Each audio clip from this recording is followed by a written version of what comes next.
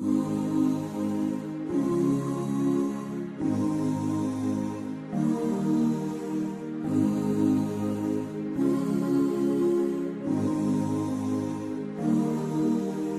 الرجا والخوف قلبي طائر،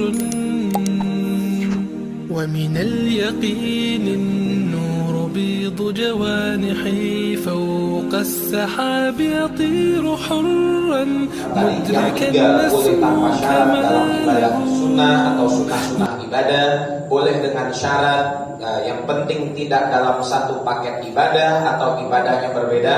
Dan yang ketiga adalah larangan talfik, dilarang sama sekali dalam satu ibadah. Maksudnya gimana? Maksudnya adalah bukan untuk pilihan, tetapi untuk kita ketahui ketika satu ibadah, contoh kita sholat, jangan sholatnya pakai 4 mazhab, terlalu ribet. Tapi sholat, pilihlah mazhab mana yang kita ingin melaksanakan sholat dengan pemahamannya. Rupanya kita ingin sholat dengan pemahaman Al-Quran hadis yang difahami oleh ulama Syafi'iyah. Maka silakan dari awal sampai akhir, dari takbir sampai salam, sholatnya mengikuti mazhab Syafi'i.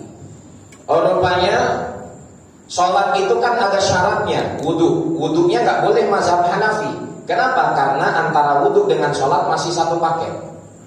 Tapi nanti ketika puasa Ramadan, saya ingin puasa Ramadan yang niat di malam pertama sah untuk 1 bulan penuh. Silakan ikuti mazhab Maliki dalam puasa Ramadannya. Jadi seperti itu. Jadi bukan untuk pilihannya, lebih tepat untuk agar kita tidak terjerumus ke dalam talfik yang sekarang memang kebanyakan orang nyampur beberapa mazhab dalam satu ibadah. Sadar ataupun tidak sadar, khususnya dalam perkara-perkara wajib, yaitu rukun-rukunnya atau syarat-syaratnya, atau yang bisa membatalkan ibadah tersebut. Jadi 3 poin tadi bukan rukun, bukan. Tapi itu merupakan pedoman umum. Pedoman umum. Yang harus kita pegang gitu ya. Iya, Pak, betul. Ada pertanyaan kedua, yaitu tentang usul fikih. Usul fikih ini kelihatannya perlu untuk diperkenalkan. Ya. Kira-kira wajah-wajah seperti kami ini perlu belajar usul fikih. Kalau menurut antum perlu, ya nanti kapan-kapan kita kasih usul fikih. Tapi kalau menurut antum, wah ini wajah-wajah kayak gini nggak usah lah. Jadi usul fikih itu kan dibangun karena fikih. Di fikih hukum puasa, rojab, sunnah. Usul fikihnya apa? Di fikih niat menjadi syarat sah ibadah. Usul fikihnya nanti masuk kemana?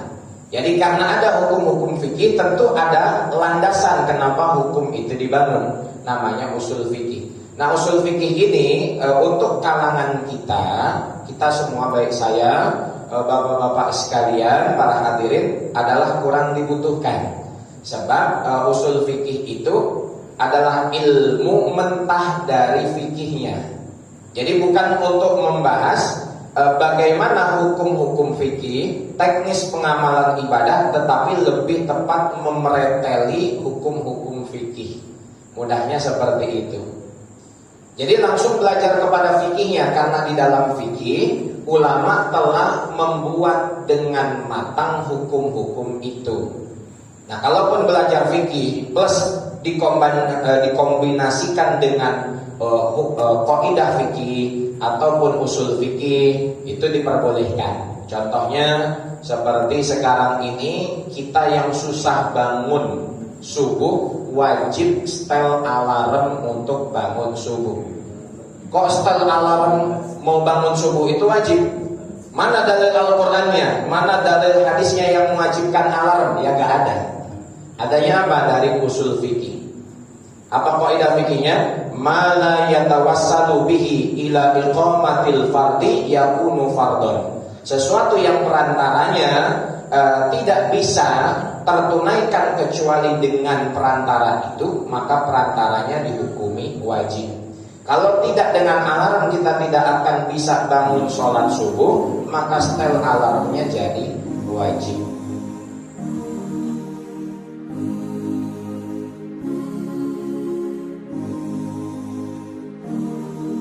بين الرجا والخوف قلبي